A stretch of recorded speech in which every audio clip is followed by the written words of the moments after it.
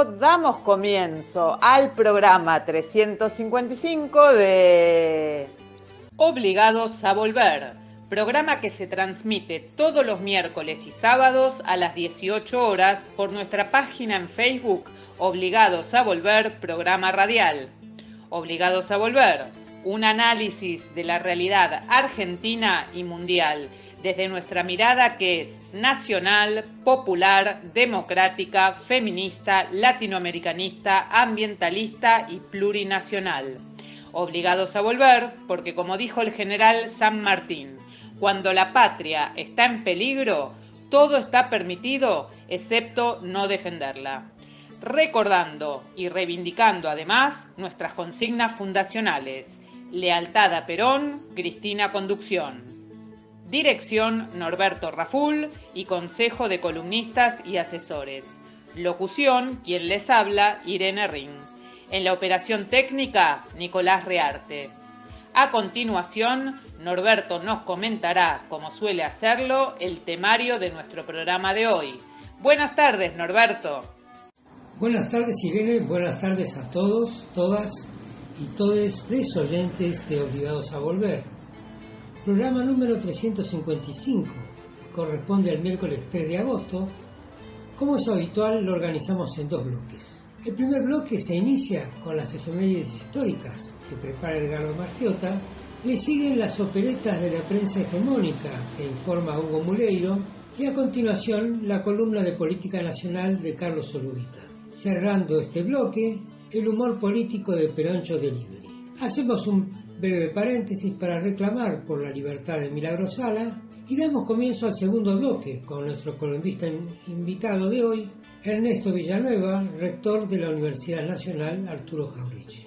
A continuación, la columna de educación de Raquel Papalardo y nuestro homenaje a la Pachamama expresado por Irma Caupán. Finalizando el bloque y el programa con el tema musical Patria del grupo La Tranquera. Dicho esto, ¿qué te parece, Edgardo, si comenzás con las efemérides? Conocer el pasado para iluminar el presente y construir el futuro. Efemérides correspondientes a la semana que se inicia. 4 de agosto de 1976. Muere, víctima de un atentado, Monseñor Enrique Angelelli, obispo de La Rioja. Luchó por los derechos humanos y se opuso a la dictadura. Su martirio, el de los sacerdotes Carlos Dios Murias y Gabriel Longoville, y el del militante católico Wenceslao Pedernera, todos ellos colaboradores del obispo y asesinado, los han llevado a la beatificación por parte del Papa Francisco en abril de 2019, por su adhesión a la fe cristiana. Cuando en 1968 asumió el obispado de La Rioja, Angelelli afirmó: «No vengo a ser servido, sino a servir. Servir a todos, sin distinción alguna, clases sociales, modos de pensar o de creer. Como Jesús, quiero ser servidor de nuestros hermanos los pobres». En 1975 escribió: «Hay que descubrir dos cosas, que para servir hay que tener el oído atento, siempre puesto a lo que dice el Evangelio y a lo que dice el pueblo, y guardar fidelidad a ambas cosas». 6 de agosto de 1824, las tropas al mando de Simón Bolívar, entre ellas los granaderos del ejército de los Andes, que San Martín, luego de la entrevista de Guayaquil, deja bajo la conducción del primero, vencen a las realistas en Junín, penúltimo enfrentamiento armado en pos de la independencia hispanoamericana.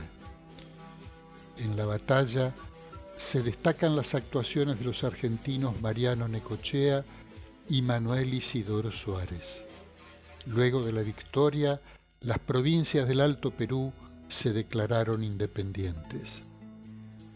8 de agosto de 1951, Perón promulga la ley sancionada por el Congreso de la Nación el pasado 20 de julio, por la que los territorios nacionales de Chaco y La Pampa se convierten en provincias.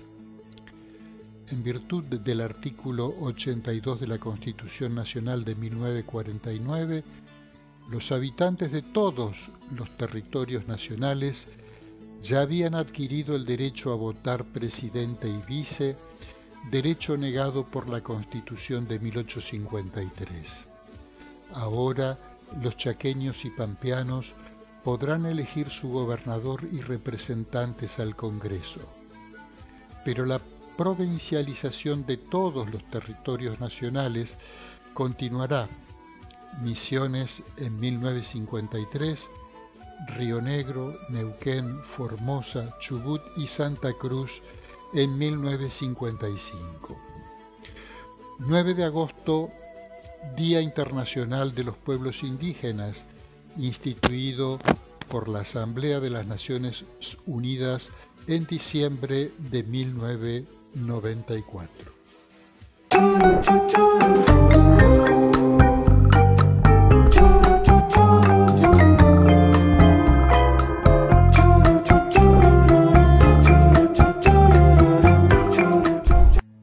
Massa emplazado por la prensa opositora, por Hugo Muleiro. Voz, Alejandra Benaglia. El poder económico profundizó a través de los medios opositores su pliego de reclamos con un emplazamiento reiterado al nuevo ministro de Economía, Sergio Massa, para que imponga la devaluación que beneficia al sector agroexportador, acompañada por un ajuste ortodoxo profundo que, pronostican los artículos, garantizará la derrota del peronismo en 2023. Es el mismo poder que, con el santificado nombre de Mercados, dio un pequeño respiro al nuevo ministro, un periodo de gracia, como lo llama el lunes primero La Nación, para verificar si avanza en la aplicación de una política que sepulte por completo el mandato popular que Alberto Fernández y Cristina Kirchner recibieron en 2019. Tregua apenas, porque articulistas de Clarín, La Nación e Infobae empujan cada día la devaluación y el ajuste, a veces con palabras expresas y otras con figuras más encubiertas. El crédito a Massa es corto y vencerá rápidamente, con enunciados como última oportunidad, última carta y última bala de plata, que Clarín incluso degradó a bala de cobre. Todo esto con la escolta infaltable de la dirigencia política derechista que, como siempre, lee y después repite palabras y definiciones. Por cierto, la trayectoria del ministro facilita expresiones burlonas con recordaciones muy previsibles de sus diatribas y amenazas al kirchnerismo y a la cámpora.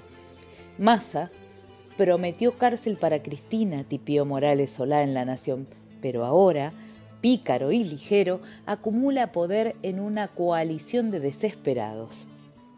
Los mercados acompañan solo por ahora amenaza, pero aún así no llega al extremo del insulto que usó otras veces contra Massa.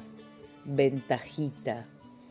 Es que, como reconoció el jefe de redacción de Clarín, Kirschbaum, el ministro tiene juego propio en Estados Unidos. Y todos quienes se alimentan de los contactos con la embajada y corporaciones estadounidenses asumen que eso reclama un mínimo de respeto y cautela. Pero la plata es la plata, y mucho más si es verde. Al menos 15 periodistas independientes de Clarín, La Nación e Infobae se turnan para reclamar, anunciar, pronosticar y apostar por la devaluación. Este objetivo económico va de la mano de la meta política, que es la tan anhelada desarticulación final del Frente de Todos, cuyos propios dirigentes hicieron no pocas contribuciones para facilitar el trabajo opositor. Cuidadoso con Massa, Kirschbaum dice que la vicepresidenta tolera al ex enemigo porque está a la defensiva. Acorde con el ADN mortuorio que organiza sus notas, agrega que el albertismo todavía da signos de vida, pero con espasmos cadavéricos. Por supuesto, abundó respaldo mediático para la patronal agraria por expresarse exactamente en los mismos términos contra el gobierno. Clarín aplaudió el domingo el estilo llano del capo de la sociedad rural Nicolás Pino por un discurso que fue uno de los más aplaudidos en inauguraciones en Palermo. Es que este agrogarca no solo presentó los mismos reclamos económicos que se leen cada día en los espacios opositores, sino que además agregó pinceladas más o menos indirectas contra Cristina Kirchner y las causas judiciales que este lunes 1 de agosto están ingresando a un tramo que, como viene siendo anticipado por periodistas muy sagaces de Clarín y La Nación, llevará a una condena. El nuevo ídolo es el fiscal Luciani, que de momento supera en méritos a Extorsionelli. Tiene 3 toneladas de pruebas, según varios títulos, y hace varias semanas que su alegato es anticipado por ambos diarios e Infobae, incluso con párrafos textuales. Un alegato políticamente explosivo, escribió Van der Koy el 29 de mayo. Una conmovedora exposición, escribió Morales Solá el 23 de junio. Un alegato merecedor de ser colgado en un cuadro, escribió Van der Koy el 17 de julio. La audiencia en el juicio por la obra pública en Santa Cruz estaba obviamente al tope de los despliegues del lunes, incluyendo un minuto a minuto en el primer plano de La Nación. Cuándo entraron los jueces, cuándo se conectó Cristina Kirchner, etc. La canaleta de la empresa mantenía idéntico despliegue. TN, en cambio, alternaba la cobertura con apasionantes detalles de desventuras estéticas en la farándula. La embestida permanente contra el kirchnerismo ya incluye operaciones contra Carlos Castañeto, el nuevo titular de la AFIP, por ser cristinista. En La Nación, Jacqueline se pregunta si convertirá a la institución en la nueva CIDE. Es un anticipo de cómo va a ser tratado si se propone, como debería, que baje, aunque sea un poco, la evasión de los grandes contribuyentes. Así es el orden que este poder le reclama a Massa.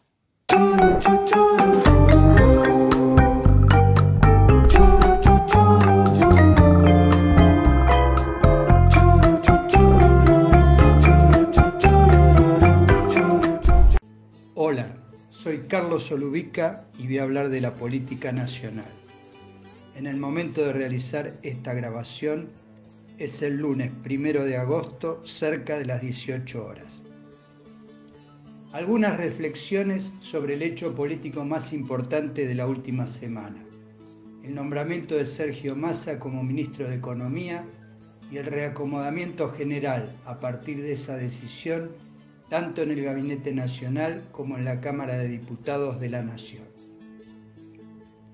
Dijimos en columnas anteriores que no hay muchos antecedentes en la historia argentina. Hablamos de los periodos democráticos, de una experiencia de gobierno como la del Frente de Todos.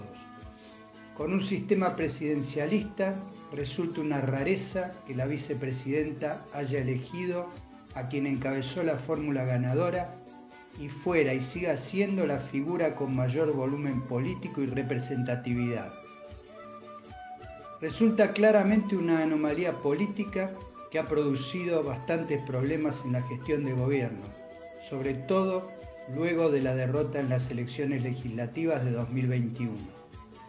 Ahora se suma otra anomalía política, también con pocos antecedentes en los periodos democráticos. Un ministro de Economía que se perfila, al menos en la previa, como una figura con mayor poder de decisión que la del presidente de la Nación. De todos modos, me parecen exageradas las referencias a un superministro, casi equivalente a la figura de un primer ministro en los sistemas parlamentarios. Se trata, en verdad, de recuperar las atribuciones de un verdadero Ministerio de Economía, imprescindible en este momento tan delicado, concentrando y coordinando políticas sectoriales que no podían seguir en el estado de dispersión en el que se encontraban. Una pregunta incómoda que nos hacemos es por qué no se produjo esta reorganización amplia del gabinete inmediatamente después de la renuncia de Martín Guzmán, evitando el mal trago para Silvina Batakis, nombrada hace apenas 3 semanas, que viajó a Estados Unidos como supuesta ministra empoderada por el acuerdo de todos los sectores del Frente de Todos y regresó con la noticia de su reemplazo.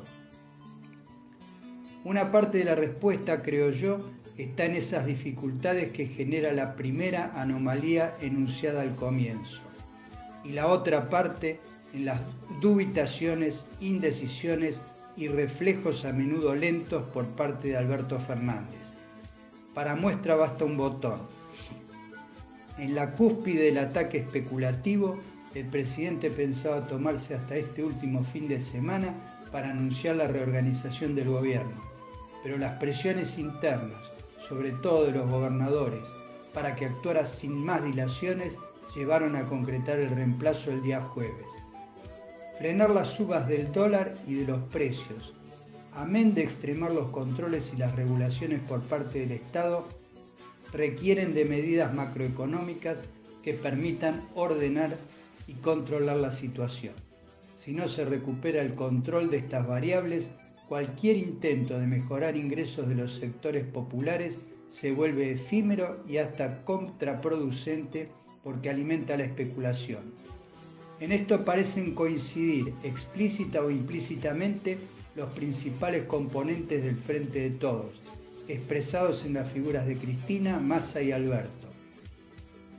En otras oportunidades dijimos que cuando la vicepresidenta eligió ser ella la segunda en la fórmula encabezada por el presidente, lo hizo a partir de la íntima convicción de que, si bien sin Cristina no se podía ganar las elecciones presidenciales, con Cristina sola probablemente no alcanzaría. Quiso asegurar el triunfo, aún a riesgo de todas las contradicciones que luego debimos sufrir en la gestión de gobierno. Si esto fue cierto en 2019, lo sigue siendo todavía hoy. La unidad del Frente de Todos es imprescindible, condición necesaria para gobernar y aspirar a seguir haciéndolo después de 2023, pero claramente una condición insuficiente. Hace falta extremar los esfuerzos y aunar las voluntades para resolver los problemas políticos, económicos y sociales que enfrentamos. Las necesidades de los que menos tienen presionan por respuestas rápidas, inmediatas. Los movimientos sociales, con marcadas diferencias entre sí, coinciden en el reclamo a través de movilizaciones que prometen replicarse en el futuro. Funcionan a la vez como contención de una protesta que sin ellas podría terminar mal y favorecer los intentos golpistas de los especuladores. El principal desafío está en el abordaje de las dos cuestiones, el reordenamiento macroeconómico y la respuesta a las necesidades sociales, sabiendo, como dijimos antes, que esto último se vuelve ilusorio si no se frena la disparada del dólar financiero y de los precios. Un fuerte abrazo para todas y todos. Qué cosa fuera, corazón, qué cosa fuera la Massa sin cantera, un testaferro del traidor de los aplausos, un servidor de pasado en copa nueva, un eternizador de dioses del ocaso, júbilo hervido con trapo y lentejuela. Yo no sé, pero por la duda, no dejemos a este Massa sin cantera, por la duda. Esto es Perocho Delivery, la entrega de noticias contra la entrega de la patria. ¿Qué haces con lente oscuro, pelotudo? Tiene una explicación, ven esta ojera es porque no dormí porque, bueno... ¿Alguien puede dormir en este país? Lo primero, le pedíamos al gobierno más salario. Bueno, cumplió con la primera mitad. Massa, ya está. Falta salario, pero Massa ya está. Este chiste es malo, incluso escrito, no funciona, pero bueno. Suma. Es malo pero suma. Es malo pero suma, como ser... Lo que grabamos ayer como rumor se terminó de confirmar casi mientras el programa se estrenaba. O sea, el noticiero de ayer se estrenó. En parte ya viejo y en parte aún actual porque los clásicos no pasan de moda. Y si hay algo clásico en el peronismo es la rosca. La rosca es al peronismo lo que la fuga de capitales al macrismo. O sea, no es el eje programático, pero es lo que mejor nos sale. El peronismo es como la mesa de Pascua, sin huevo y sin rosca, no tiene gracia. Sergio Massa es el nuevo ministro de Economía, Producción y Agricultura y están todos los medios, los del palo, los de la oposición, tirando teorías y tirando frutas sobre quién ganó y quién perdió dentro del Frente de Todos con esta designación. Bueno, mi teoría, la que más perdió fue la oposición, que perdió la centralidad de la agenda que se había ganado con su corrida agrogarcambiaria criminal, que perdió argumento también para sostener su teoría de un peronismo acabado o en retirada y que perdió aceite en las reacciones como hacía mucho que no pasaba. De verdad, hacía como casi 2 o 3 horas que no derrapaban tanto. Milei sugirió que la crisis no se arreglaba con política. ¿Con qué le va a arreglar? Patricia Bullrich, que tiene más transferencia que un Corsa, Anabel Fernández Sagasti Dixit, dijo que Massa no genera confianza, ¿no? Llegó un montón. Y Naidenov, el senador de Formosa, dijo directamente Massa es Cristina. O sea, el nivel de confusión es total. En La Nación Massa hablaban de Massa como la nueva marioneta y en general el tono de los medios hegemónicos hoy es de enojo. Bueno, si están enojados, me sirve. La designación de Sergio Massa como superministro es primero una construcción fenomenal del propio Sergio Massa que vio el momento. Crisis cambiaria, problemas con el campo, valga la redundancia, y una subida de bonos argentinos el miércoles que, antes de que nadie llegara a explicarla en relación al contexto internacional y a los anuncios de la banca estadounidense, un curioso nado independiente sincronizado instaló como producto de la confianza de los mercados en el posible desembarco de Massa. ¡Maravillosa jugada! Luego, el nombramiento fue consensuado con Cristina y si bien la versión oficial habla de un consenso albertista, la renuncia manuscrita de Vélez no da la impresión de que al albertismo le haya caído muy bien esta reorganización del espacio político que busca, ante todo, algo de fuerza para ver si frenamos la locura inflacionaria. Y en principio, la primera medida antiinflacionaria de Massa ya fue un éxito porque le bajó el precio a Vélez, lo abarató. Y a Daniel Scioli también. La apuesta del Frente de Todos es a tranquilizar al sector económico que promueve la devaluación. Y también le plantea un desafío a los editorialistas de La Nación, que ahora se las tienen que ingeniar para seguir sosteniendo que el gobierno adoptó el manifiesto comunista y tiene a Massa en el gabinete. Es fuerte. Porque si es verdad que adoptamos el manifiesto comunista, el superministerio otorgado a Massa es como para que nos quiten la patria potestad. Es como adoptar el estoicismo y ponerte de superministro a Epicuro. Ah, qué culto ese chiste. Hay que ver si con esta decisión el agrogarquismo argentino frena un poco su ambición de hipercapitalizar la renta agraria y financiera, o si Massa mismo tiene capital político como para frenar o moderar esa ambición. El Frente de Todos tiene 3 urgencias que tienen que ver con ese sector destituyente. Por un lado, tiene que frenar la corrida cambiaria que ese sector destituyente generó. Por otro lado, tiene que estabilizar los precios que ese sector destituyente desestabilizó. Y tiene que asistir a los más golpeados, que son los más golpeados por ese sector destituyente. Sin esas 3 cosas será imposible recuperar gobernabilidad. La herramienta para esa recuperación hoy es este cambio de gabinete, que obviamente enoja a muchos sectores del cristinismo más duro. Del capitalismo lo más humano posible que propuso Cristina en sus gobiernos, pasamos a esta pragmática neoliberal lo más peronista posible, que sería Sergio Tomás. Justo cuando los ánimos indicaban que para la próxima elección nacional queríamos menos sapo que Pileta de Larreta, viene este superministerio a super recordarnos que el momento requiere de todas las herramientas posibles. Que le estemos reclamando a un gobierno peronista que en esta última etapa finalmente privilegie el afán de dignidad del pueblo y no el afán de acumulación especulativa de los agrogarcas es ciertamente desesperante. Pero que el gobierno finalmente muestre capacidad de reacción y de modificación profunda de su rumbo, y bueno, sí, genera una esperanza. Que se haya ido Vélez también genera esperanza. Por cierto, despedimos a Gustavo con este listado de logros que preparamos especialmente, un gran trabajo de producción. Muchas gracias, Gustavo, por los servicios prestados. Gracias por haber conseguido todo esto.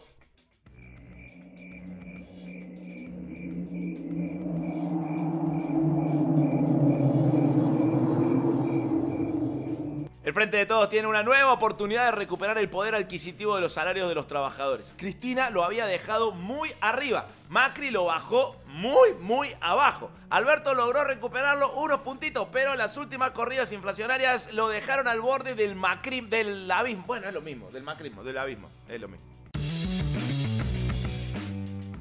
Alberto Fernández designó a la saliente ministra Silvina Batakis al frente del Banco Nación en reemplazo de Eduardo Hecker. Hecker perdió su puesto, pero no reaccionó mal ni nada parecido, porque hay sospechas de que, al igual que nosotros, él tampoco sabía que estaba ocupando ese puesto. Batakis duró 24 días como ministra de Economía, metió un decreto que impide que nuevos trabajadores ingresen al Estado hasta que se termine esta gestión. Gracias, che. Era lo que necesitábamos, ¿eh? Gracias. No vaya a hacer cosa que alguno de los nuestros quede más o menos protegido. No, gracias. Ordenó un poco el escenario post renuncia de Guzmán, se bancó la corrida cambiaria, viajó a Estados Unidos, arregló un par de cosas allá, se le demoró el vuelo de regreso y cuando regresó ya no era ministra. O sea, pésimo servicio de la aerolínea, pésimo. ¿Qué clase de avión te toma que cuando aterriza el país ya no es el mismo? Massa comenzará a designar el lunes a los funcionarios que lo acompañarán en su gestión en el nuevo ministerio que incluye las áreas de Economía, Desarrollo Productivo y Agricultura, Ganadería y Pesca. Hay una danza de nombres, onda bailando por un cargo, pero el clima ciertamente cambió. La CGT mandó su apoyo, los gobernadores también, y el senador cordobés Luis Juez quedó haciendo chistes pavos en la televisión. O sea que, digamos que se recuperó cierto clima de normalidad, ¿no? Massa todavía hoy es presidente de la Cámara de Diputados. Va a convocar una sesión especial el martes para tratar su renuncia o su licencia y para elegir al nuevo titular de la Cámara Baja que completará su mandato hasta fines de diciembre. También hay una danza de nombres acá más acotada porque el presidente o la presidenta de la Cámara debe ser un diputado o una diputada. O sea, Juan Guaidó se había entusiasmado hasta antes de conocer esta parte del reglamento, pero ya le explicaron. Guaidó no puede ser presidente de la Cámara de Diputados de Argentina. A pedido de Alberto Fernández, Daniel Scioli volverá a la Embajada Argentina en Brasil, un puesto que se encontraba vacante desde que Scioli había asumido el Ministerio de Desarrollo Productivo hace apenas un mes y medio. O sea, no habían nombrado reemplazante. Da para sospechar que algo se veían venir, ¿no? Otra evidencia de que algo se veían venir. Dicen que Scioli, al subirse el avión en Brasil hace un mes y medio, se dio cuenta de que había dejado la calefacción prendida en el departamento y dijo, no importa, vuelvo enseguida. Además, Mercedes Marcó del Pont dejará su cargo como titular de la AFIP y reemplazará a Gustavo Vélez como secretaria de Asuntos Estratégicos. El nuevo titular de la AFIP es Carlos Castañeto, un dirigente de Colina, cercano a Alicia Kirchner, o sea que acá sí, gol de Cristina. Otras cosas que tenés que saber en este viernes: el Banco Central de la República Argentina subió en 800 puntos básicos la tasa de interés referencial. Hay que recuperar reservas a corto plazo. Otro interés que subió mucho es un interés de la oposición, el interés en cómo generar un golpe de Estado. Biden y Xi Jinping hablaron por teléfono sobre Taiwán y Ucrania. No se entendieron un pomo porque Xi Jinping habló en chino y Biden habló en gagá. La Asamblea General de la ONU declaró derecho humano el acceso a un ambiente limpio y saludable. El gobierno de la provincia de Córdoba estudia declarar ambiente limpio y saludable al monte incendiado, al asfalto y a la soja glifosateada. Se desacelera la economía norteamericana, pero el gobierno yanqui niega recesión. ¿Quién se creen que somos? ¿Latinoamérica? No, en Estados Unidos no hay recesión. España empieza a tratar el impuesto a las empresas energéticas y entidades financieras, o sea, el camino a Españazuela. 2.386 son los días que Milagros lleva como presa política, 964 durante este gobierno. Mientras tanto, el Poder Judicial se nos sigue riendo en la cara. Pepín Rodríguez Simón, la mano derecha de Macri, o sea, la mano que mece la hamaca, la mano que rasca las bolas, permanece prófugo de la justicia argentina desde el 8 de diciembre de 2020. Son 598 días. En este día y cada día, libertad a Milagros Sala y prisión a Pepín Rodríguez Simón. Rieron a más no poder, hicieron bromas, creyeron... En Colombia, la coalición de Petro presentó el proyecto de reforma constitucional para modificar el Congreso. A ver, Argentina, todos modifican su constitución menos vos. En Perú, Pedro Castillo cumplió su primer año de gestión. Tuvo tantos cambios de gabinete que es prácticamente el único de la gestión que cumplió un año de gestión. En todo el gobierno, es el único. Castillo resistió 2 mociones de censura que buscaban su destitución y en este año pasaron por el gobierno 59 ministros. Vélez, no podés ser ministro en Perú, no podés. Bueno, probá, qué sé yo. El movimiento solidario Puentes de Amor convocó para el domingo a una caravana mundial contra el criminal bloqueo económico de los Estados Unidos contra la isla. La convocatoria se concentrará en el área de Coral Gables en Miami y se replicará en diferentes lugares del mundo como Argentina, en Buenos Aires hay caravana, Bélgica, Brasil, Canadá, España, Italia, Japón, México y Sudáfrica. Contra el bloqueo siempre. Peroncho Delivery es un noticiero a la gorra. Si nos querés ayudar a sostener este proyecto de información libre, justa y soberana, entra a peroncho.ar. Muy berreta lo de Pablo Rossi, no importa cuándo escuches esto, no importa cuándo veas esto, siempre es muy berreta, pero hoy es más berreta aún. Escribió en Twitter: ejecutivo de Banco de Inversión de Estados Unidos. Hace 2 días vino a pedirnos un acto de fe una ministra que nos dijo tenía el apoyo pleno del gobierno. Nos enteramos hoy que la despidieron en el avión. Esperamos una explicación oficial por esta falta de respeto que nunca he visto, nunca. Sí, te recreo, Pablo. Fuente Times New Roman. Fuente de los deseos. Un ejecutivo imaginario de un banco de inversión enojado con el gobierno por una reunión que no existió porque Batakis no se reunió en Estados Unidos con ningún ejecutivo de ningún banco de inversión.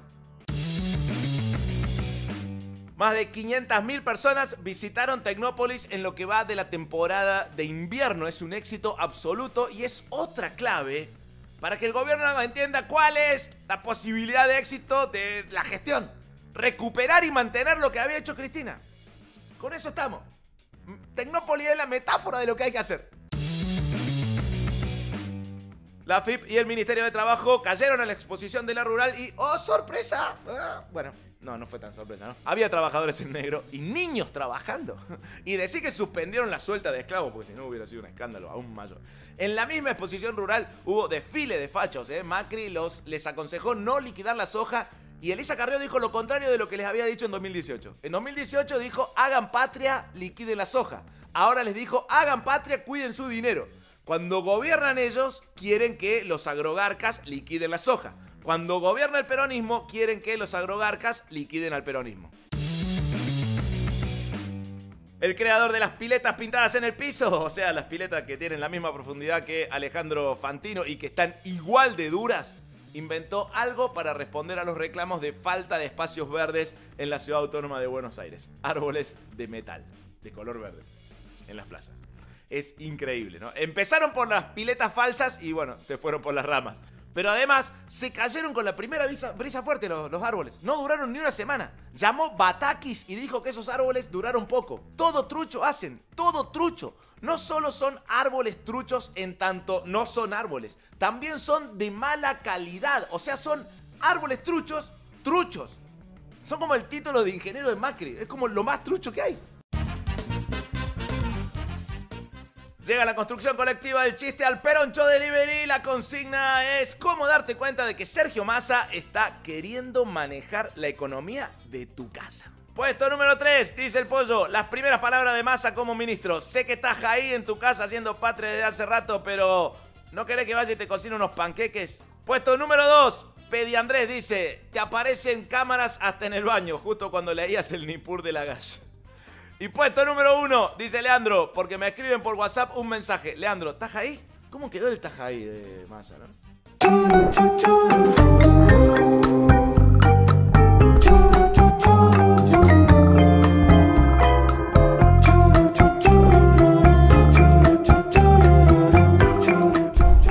Obligados a volver se solidariza con Milagro Sala, injustamente detenida desde enero de 2016. Y con todos les demás detenides y perseguides por el régimen macrista y sus cómplices del sistema judicial, por la pronta liberación de los presos políticos.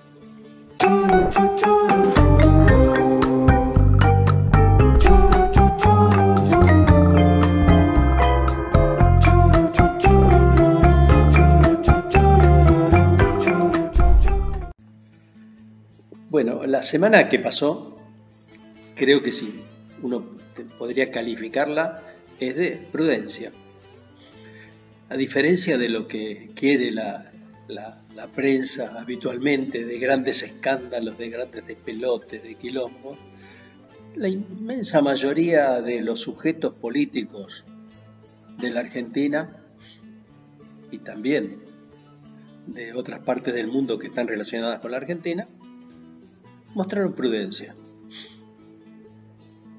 Empecemos hoy por los opositores, por Juntos por el Cambio. Ustedes han visto la tranquilidad con la que se manejó durante toda esta etapa del tránsito de Batakis a Massa, Juntos por el Cambio. Pareciera que la consigna era no hagan ola. Ahí ha quedado, a mi juicio, bastante claro la política de Juntos por el Cambio. Desgastar, desgastar, desgastar, no voltear. Ya falta relativamente poco para el proceso electoral y, por supuesto, como cualquier oposición, trata de que el oficialismo sea más débil. En eso no se distingue de ninguna oposición en el resto del planeta Tierra.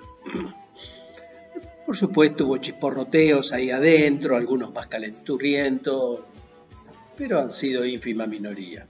Incluso con el tema del recambio del presidente de la Cámara de Diputados, bien, lo que está planteando Juntos por el Cambio es una abstención.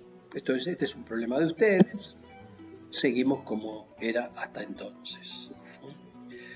Esa prudencia también se observó, y con más fuerza, porque en general la prensa escrita, la prensa oral, es de derecha, es reaccionaria, como siempre ha sido en Argentina, y entonces siempre trata de mostrar los quilombos del movimiento nacional y popular, del peronismo y sus aliados. Bueno, pocos, la verdad pocos.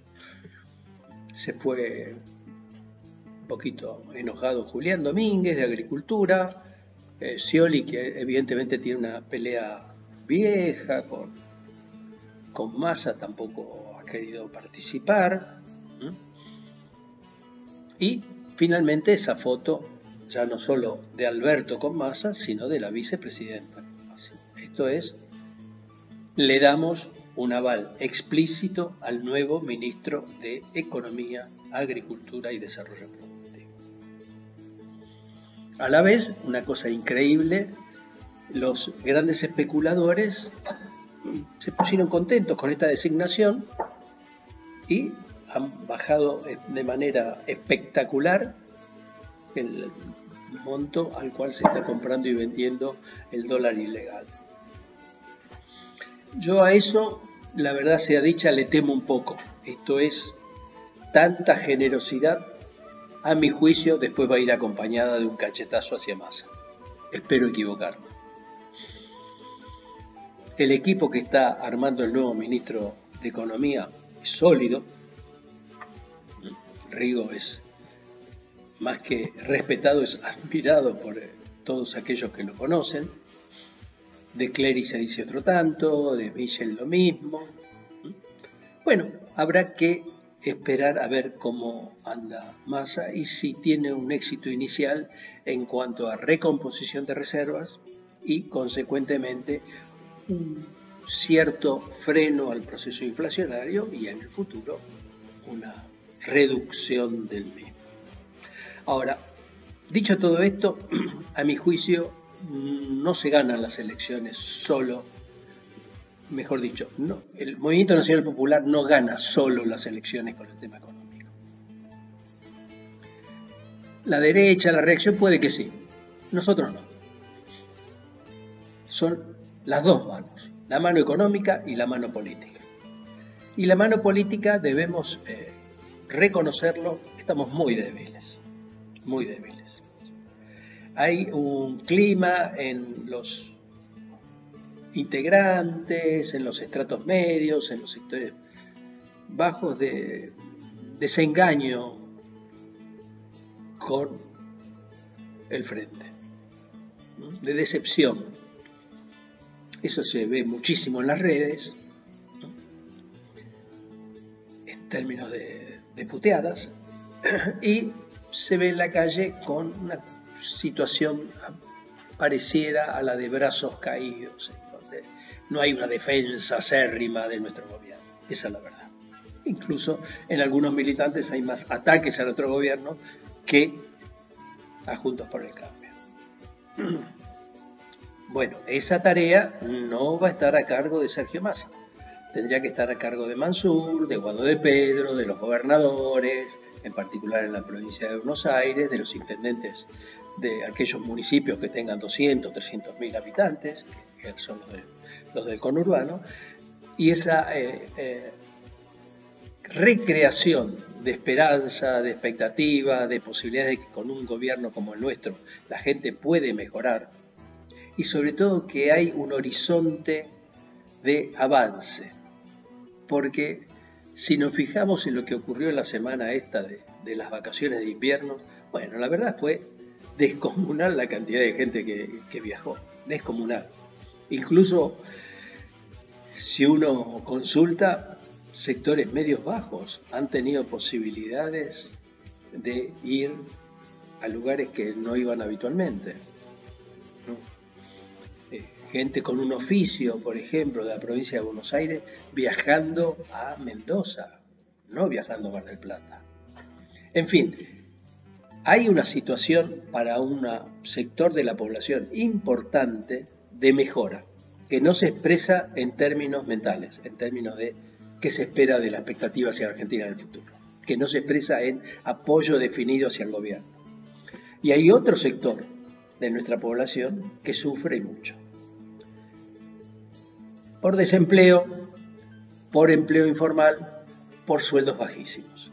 Esto es la heterogeneidad estructural de la que se habla tanto en la Argentina. A partir de la pandemia se ha profundizado.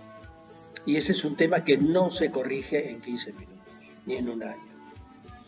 Es un tema de cómo está estructurada, formada nuestra sector industrial, en menor medida nuestro sector agrario. Pensemos que hay un nivel de desocupación de 7 puntos.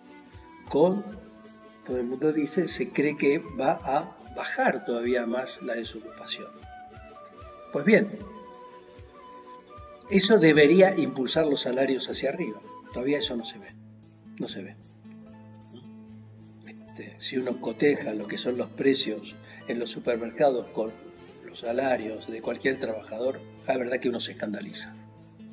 Entonces, en ese panorama de expectativas favorables del establishment hacia Massa, en ese panorama de expectativas indiferentes, cuando no casi opositoras de parte de nuestra gente, el camino que tiene hoy el Movimiento Nacional y Popular es muy escabroso.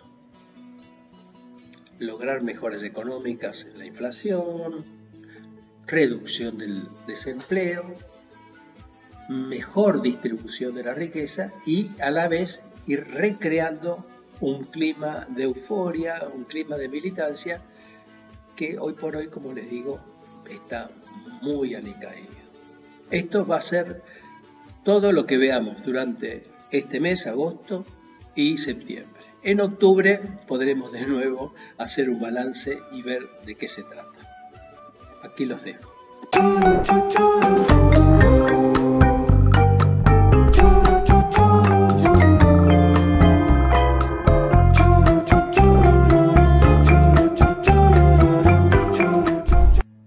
Buenas noches a todos, todas y todes.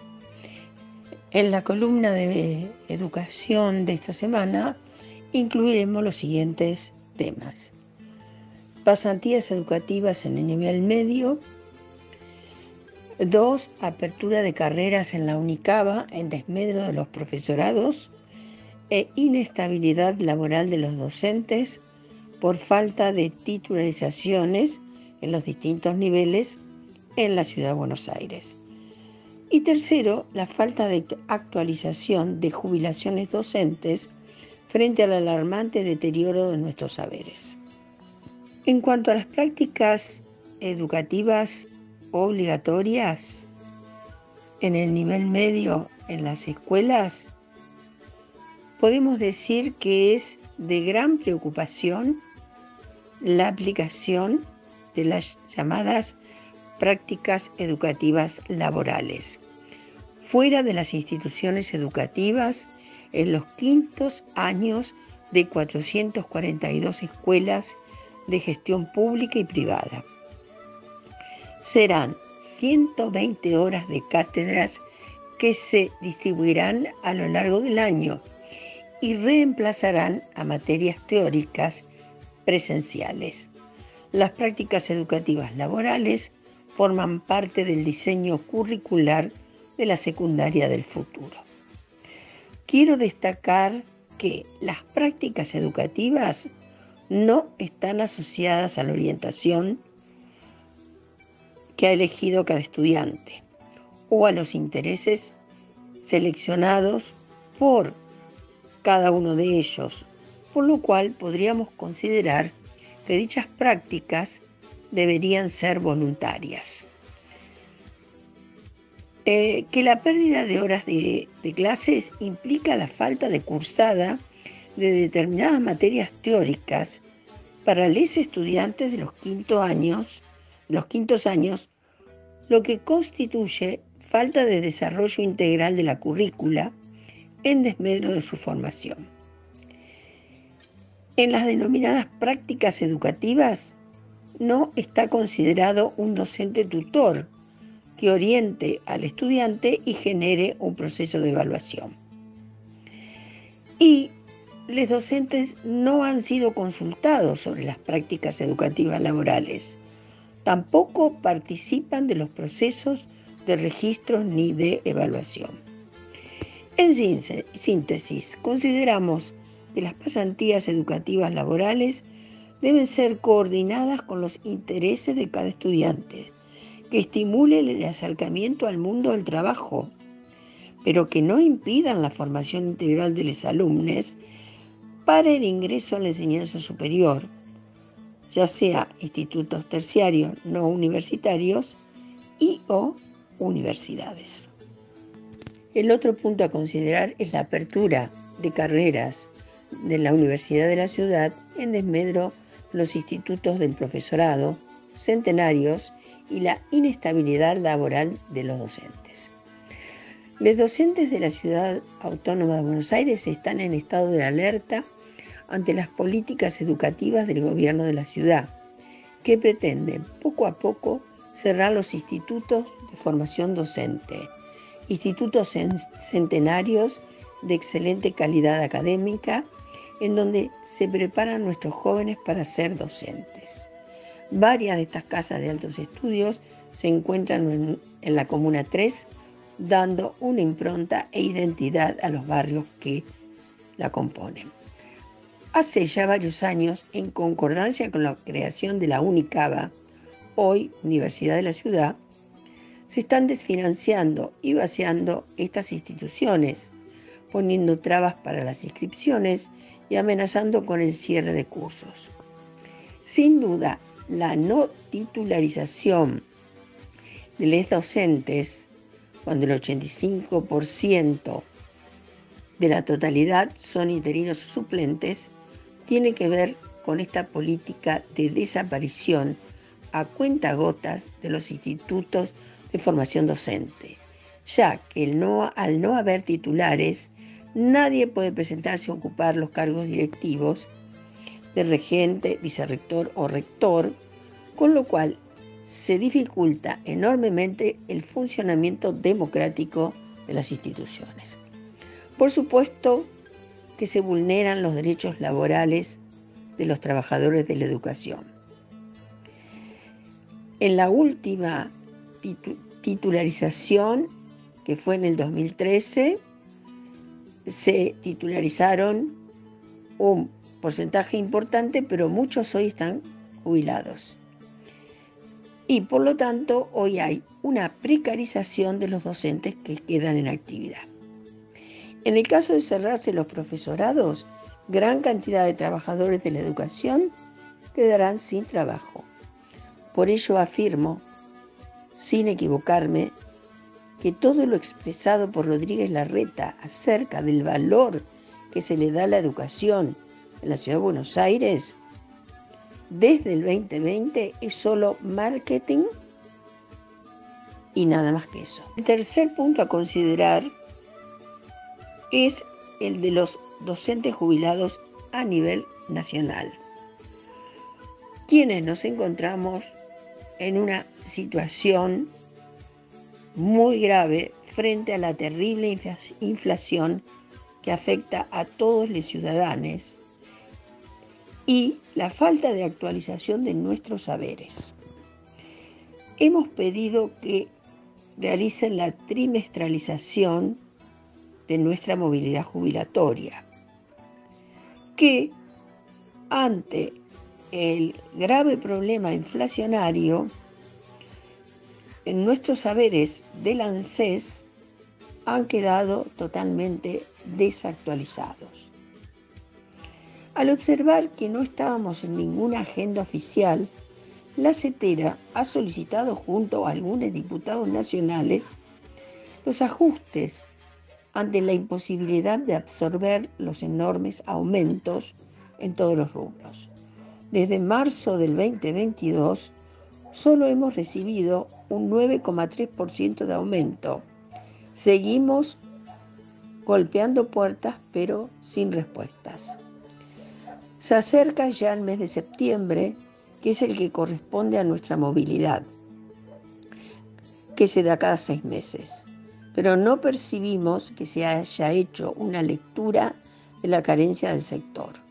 Es imperioso que nos otorguen el aumento ligado a los aumentos de los activos docentes y la decisión de pagar trimestralmente nuestros saberes. Los resortes de estos cambios dependen del Ministro de Trabajo, del Ministro de Economía de la Nación y del Presidente de la República. Nuestros aportes para la jubilación en vida activa fueron de un 13% versus los demás jubilados que han aportado un 11% del total del salario. Nuestro trabajo ha sido de una gran entrega personal hacia niñas, jóvenes y adultos, la mayor parte de los que hoy están formados. Nos preguntamos por qué hay un olvido y un descuido hacia los trabajadores de la educación que hoy seguimos formando a pesar de ya no estar en las aulas. Esperemos que nuestro gobierno nacional y popular se ocupe de los jubilados docentes con la mayor premura. Ya no podemos esperar. Hasta la próxima columna. Gracias.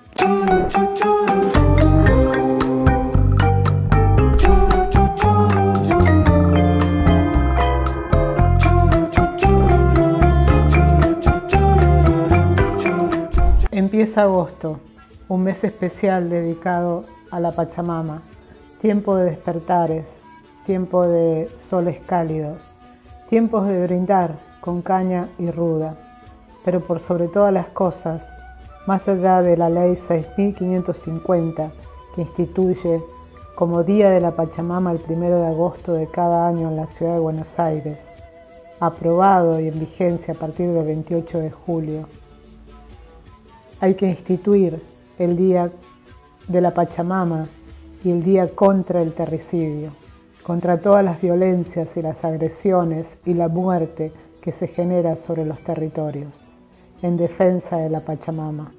Que no sea solamente el 1 de agosto, sino todos los días, que podamos defender la vida, recrearla, como ella cada día nos sorprende, nos despierta, nos recuerda que tenemos que defenderla. Un nuevo ciclo inicia en esta tierra hermosa, maltratada, violentada, pero hermosa. Hayaya.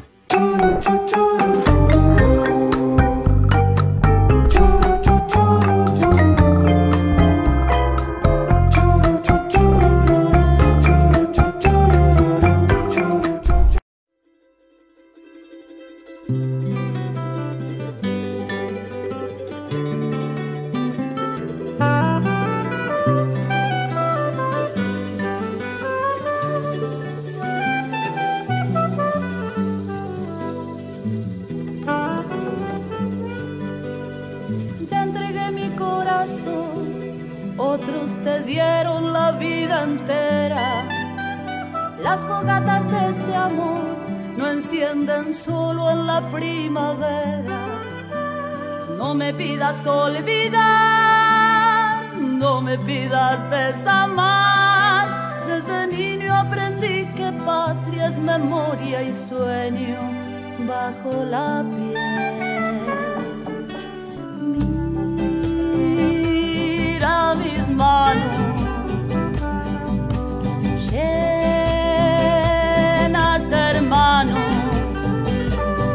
que tu sangre cante en el viento como bandera de libertad, que tu sangre cante en el viento como bandera de libertad.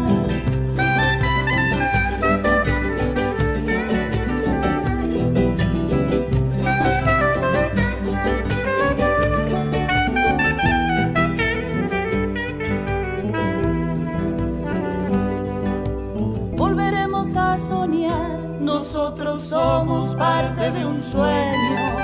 Volveremos a cantar, sobrevivientes de tanto infierno.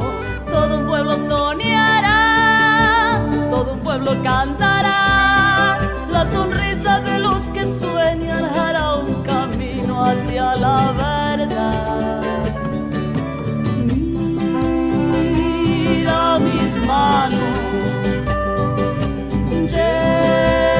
llenas de hermanos, que tu sangre cante en el viento como bandera de libertad, que tu sangre cante en el viento como bandera de libertad.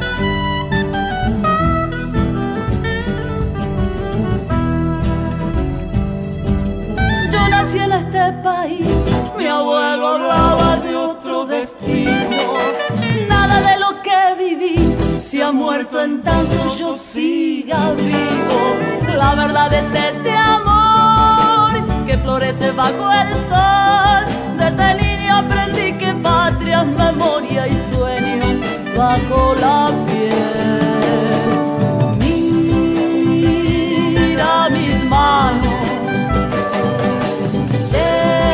llenas de hermanos, que tu sangre canta en el viento como bandera de libertad, que tu sangre canta en el viento como bandera de libertad, que tu sangre canta en el viento como bandera de libertad.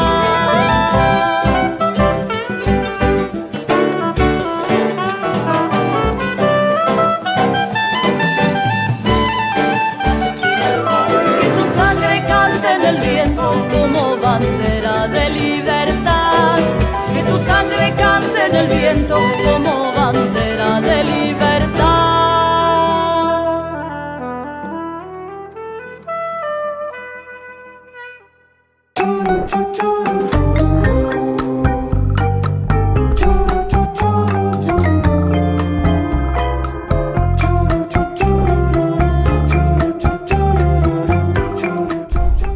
Se nos está terminando el programa. Agradecemos a nuestro operador Nicolás Rearte por su trabajo que nos permite salir al aire, a todos les oyentes por su atención, especialmente a los que ponen me gusta en nuestras páginas de Facebook.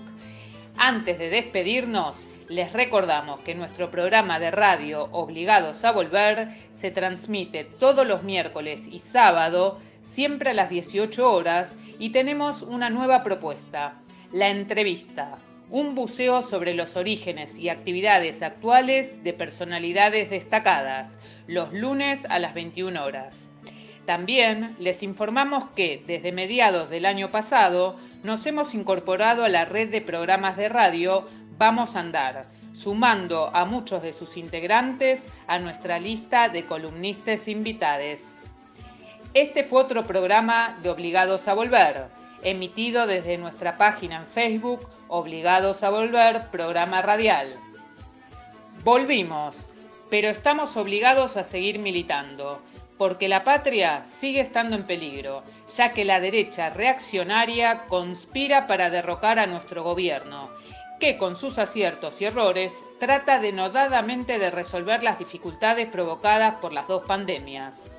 Por eso, continuaremos con nuestra tarea, siguiendo el legado del libertador San Martín. Cuando la patria está en peligro, todo está permitido excepto no defenderla. Recordando y reivindicando nuestras consignas fundacionales. Lealtad a Perón, Cristina Conducción.